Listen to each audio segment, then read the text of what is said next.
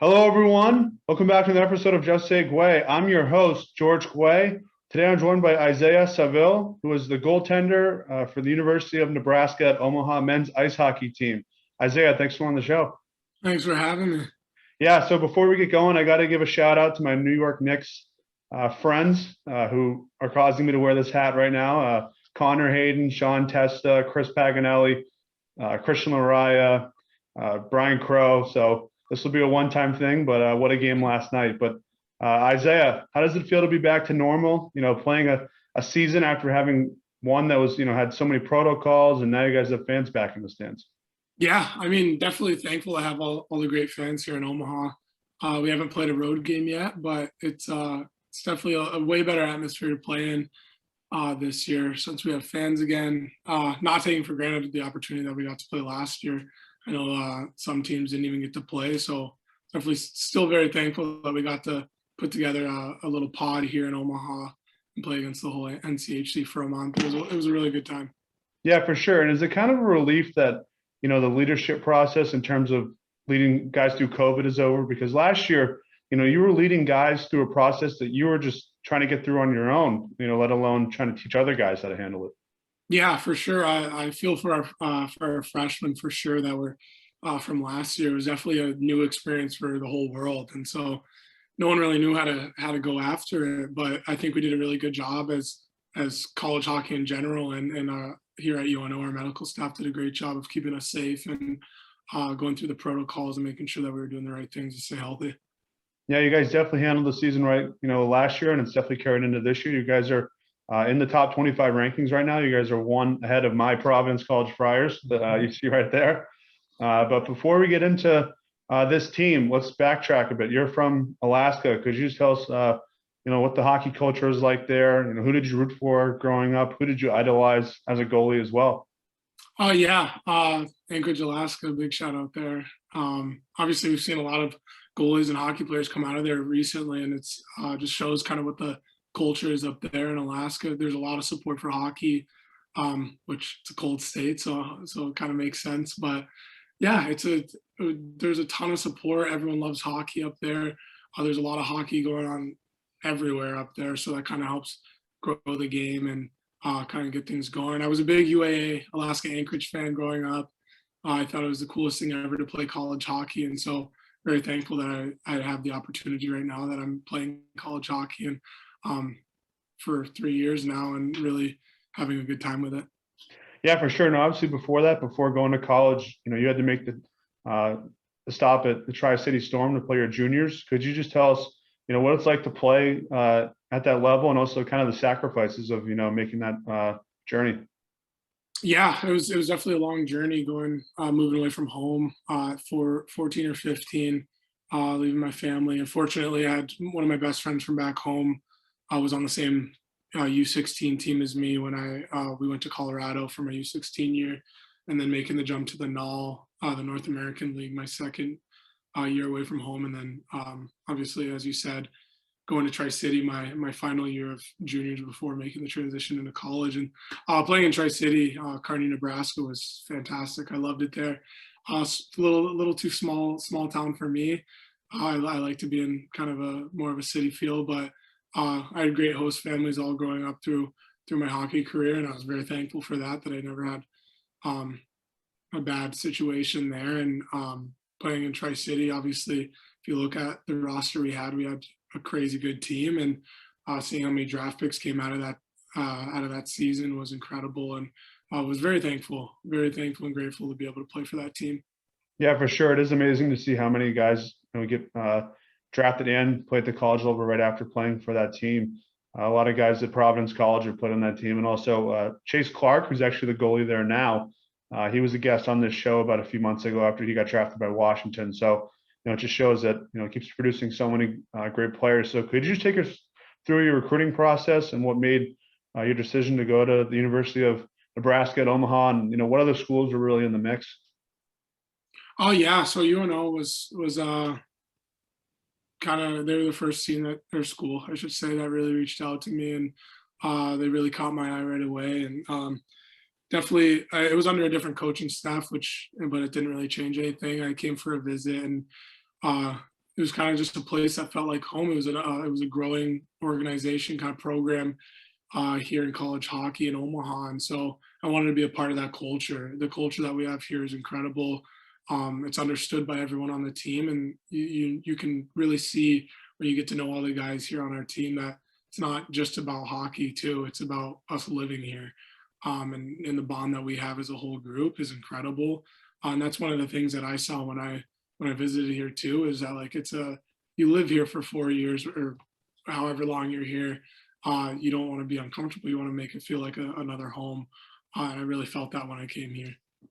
Yeah, for sure. And one thing I want to ask is, do you feel like there's a lot more pressure and do you like that, given the fact that it is probably the biggest team on campus? It's not like one of those, schools like Ohio State or Michigan where there's so many teams in the mix. It's kind of like North Dakota or Minnesota Duluth where, there's really a lot of pressure on one team. Do you kind of enjoy that? Or was that part of your decision process? Yeah, we embrace it here. We love all the student athletes here. We love our whole school, and we really appreciate the support that we get from them. We get a lot of support from the community in our school, and it makes it a really fun environment to play in when you can walk through campus and people know who you are, and you make so many new friends. And yeah, it's nice being one of the main sports here. There's definitely a certain responsibility and kind of the pressure that you feel, but at the same time, we embrace it as a program here and look to do good things with it. Yeah, for sure. And I also asked that question to Grant Mismash, who's a Predators prospect. He was on the show not too long ago, and he said whenever they go out to eat out on the town that people do recognize them and approach them and talk to you guys. Does that happen to you guys at all? Yeah, for sure. We're kind of the main kind of attraction here in Omaha, which makes it nice. We get a lot of recognition, which brings a lot of support, as I said before. So yeah, it's a cool feeling too, getting recognized throughout the town. Yeah, and right before, obviously your college career kicks off, you get drafted by the Vegas Golden Knights, who at the time, before Seattle, was the newest franchise in the National Hockey League. Another prospect who was on this show is Jack Dugan, who I'm sure you've gone to development camps with. What's it like being picked by that team, and also having the team pick you before you start college? Yeah, it's an honor. It was one of the biggest honors that I've had to hear my name get picked in the draft. A surreal experience, I'd say, and I'm glad that it was Vegas because it's a great organization, and I love to talk to them whenever we get a chance to talk, and they really care about everyone in the organization, which is really nice. And so, yeah, unbelievable experience. Got to spend it with my family, which was one of the most important parts in the whole process, and I'm very thankful for it. Yeah, and obviously one of the biggest things that happens, while you're a draft pick for them is, you go out to development camp, like I just said, but how often do they keep in contact with you during your season? Yeah, I mean, they do a really good job of keeping in contact with me and the other prospects and stuff like that in the organization, which is really nice. So whether it's weekly, biweekly, monthly, it's kind of just depends, but they do a really good job of keeping tabs on you and knowing how you're doing. Awesome. And my last question before we get into the team this year, is what are the athletic facilities like at your school? In order to compete well and compete for championships and be in the rankings and be a draft pick, you have to have great facilities. What are they like at your school? Yeah, they're incredible. They are top notch, high end. Everything we get whatever we want because of all the support we get, and just everything we get is so nice, and we're so thankful for. Whether it's the weight room or our locker room, dry stall room, the training room, the hot tubs, cold tubs, all that stuff is really, really nice. And it just shows how when you do the right things, when you recover correctly, good things can happen. And I think that's one of the reasons why we have all this nice stuff, is that so we can recover. We do have the resources that we need academically too, and for the rink. And so it's really nice to have.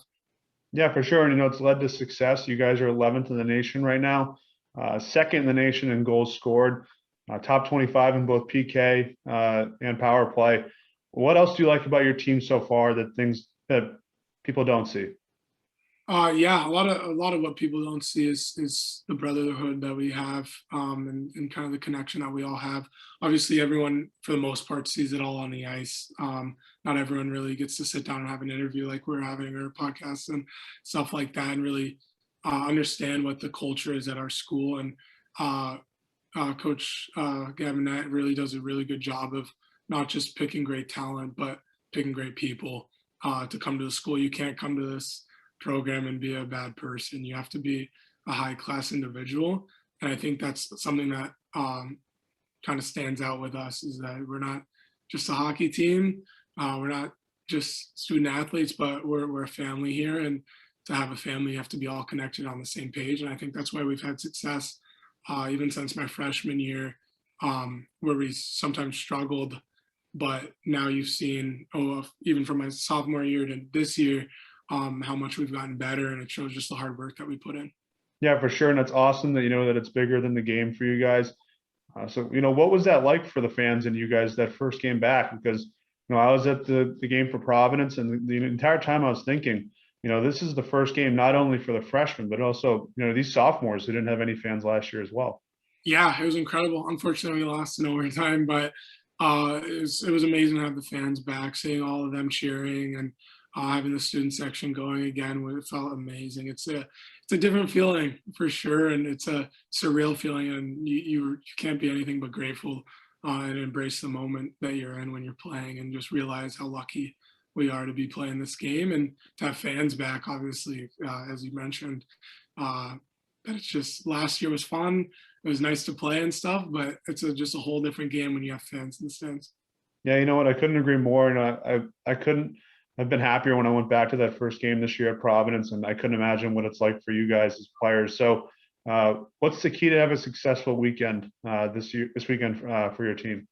Yeah, I mean, we're on a bye week this weekend. Okay, next So weekend.